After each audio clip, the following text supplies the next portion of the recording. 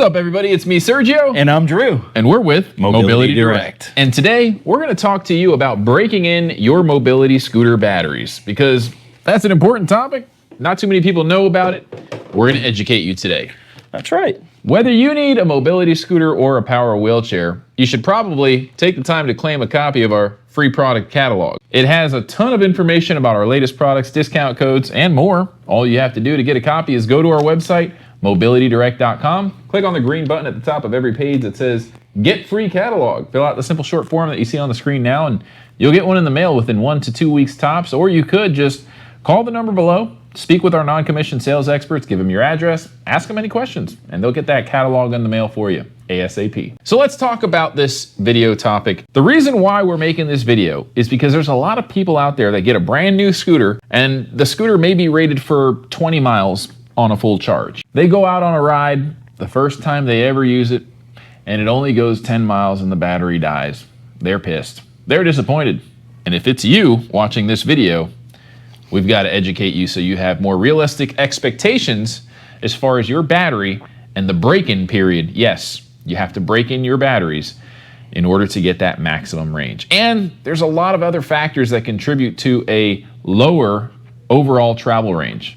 Some of those factors include driving the scooter with the speed all the way up, going up hills, towing stuff that you shouldn't be, going on grass. When a mobility scooter manufacturer is testing a scooter for its range, they're going to have the most optimal conditions possible. They're going to have a really lightweight person that's extremely light, maybe 100 pounds soaking wet. They're going to be on what kind of surface? Flat grounds. Flat ground, probably a track for runners. Asphalt, no resistance. And they're going to have a brand new set of batteries that have already been broken in. So this is going to be the best case scenario, okay? So number one, even if you do break in your batteries, you may not get the 20-mile range that your scooter is advertised for, because number one, you're heavier than the person they tested it with to come out with that travel range standard on their spec sheet. Number two, you're not on a flat surface, you're on grass, carpet, you're carrying a bunch of stuff with you. Trying to climb a mountain. Going up hills. All of those things lower that travel range. But more importantly, when you first get your scooter out of the box, the break-in period is gonna take a few charge cycles. Yeah, so when you get a new scooter or power wheelchair, the first thing you're gonna wanna do is charge it up right away.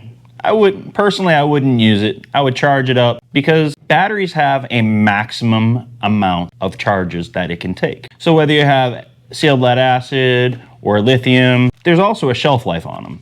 So it's important to know what the voltage is of your batteries when you get them and what they are when they drain.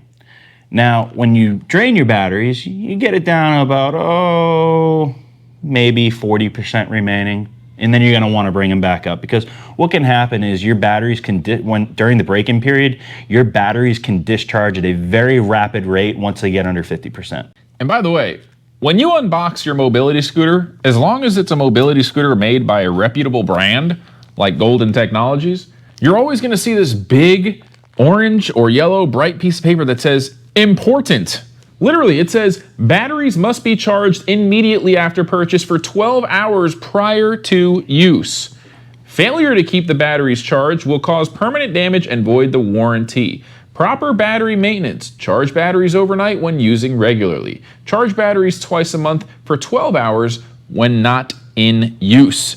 So for you snowbirds out there, what are you gonna do when you go out of town and you leave your scooter behind? You need to disconnect your batteries or remove the battery pack from the scooter itself. Otherwise, what's gonna happen in about 3 months, your battery voltage is gonna go so low that the scooter's not gonna be able to turn on, and it's also not gonna be able to take a charge. Now you have to buy new batteries because you went against the warranty. Yes, we do have a warranty for our batteries, but the warranty conditions must be followed. And this is just general practice of batteries. This is not something new just because it's mobility scooters.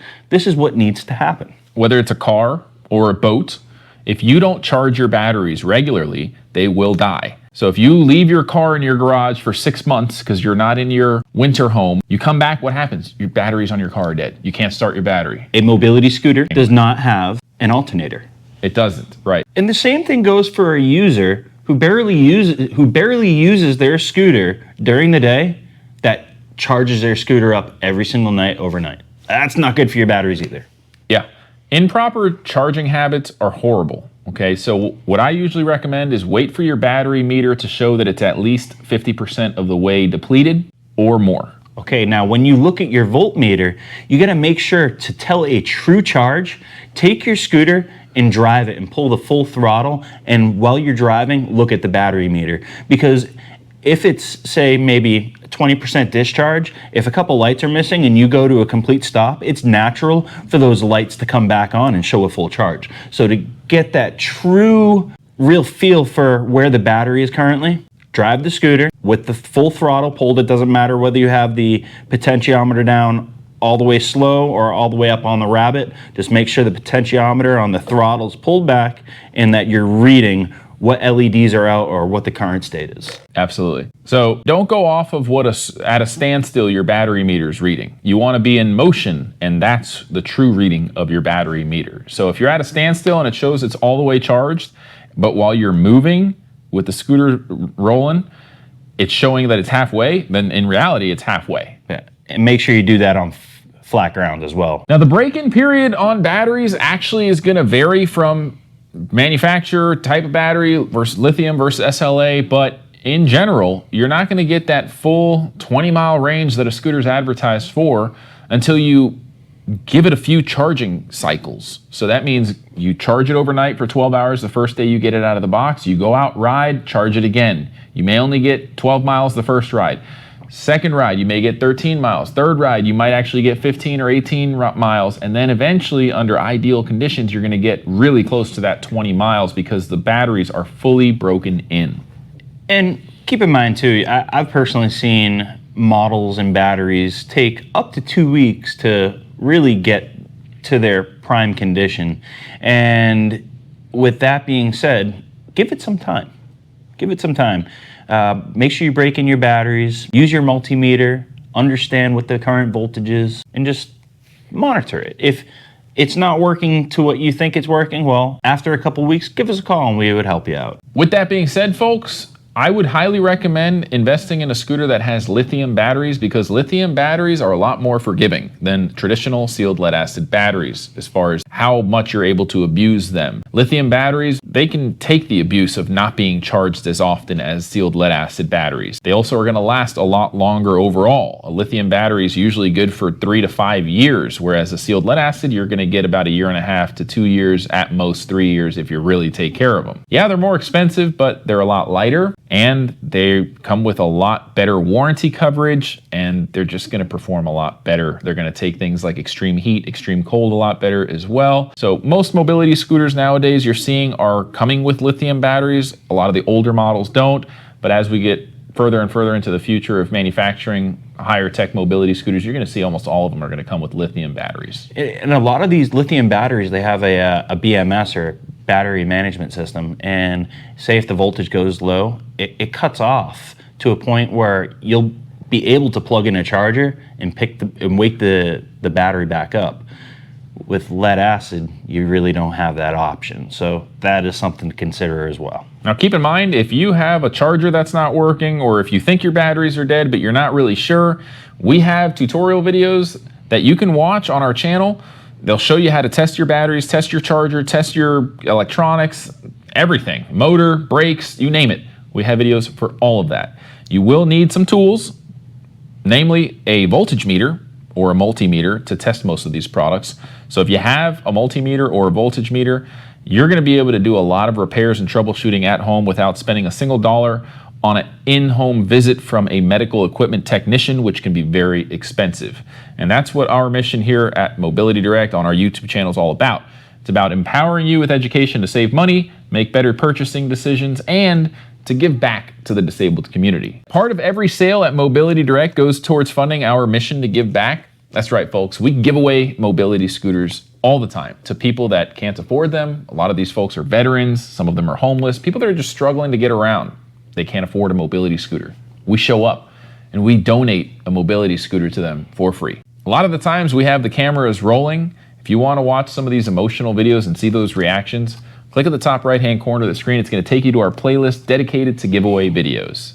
And if you want to be a part of this mission, consider shopping at Mobility Direct.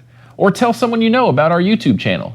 Subscribe, give it a like, share it on your Facebook page. Together, We can make a difference, one mobility device at a time. And if you really want to show support, subscribe to our paid membership program on our YouTube channel. It's going to help us grow more. The more we grow, the more we give back. Now, folks, if you have any questions at all, drop them in the comment section below. Drew or myself will respond within 1 business day. Yeah, if you have technical questions, make sure you visit our forum. You can ask us specific questions about specific products, and we will give you answers. So not only do we respond to our YouTube channel, but we also respond to our forum. It's free to register. You can upload videos, pictures of your product, tell us what's wrong, tell us what's going on, what's working, what's not, and we'll give you answers. We're technicians. Right. I've been a technician for 10 years. I don't even know how long. It's been a long time. Probably 15 to 16 years. 15, 16 years, right around there. 25 years of combined experience as technicians at your disposal, guys. So make sure you register, subscribe, and thank you so much for viewing our video, subscribing. It means the world to us. Again, I'm Sergio. And I'm Drew. And we're with Mobility Direct. See you in the next video. Have a great one.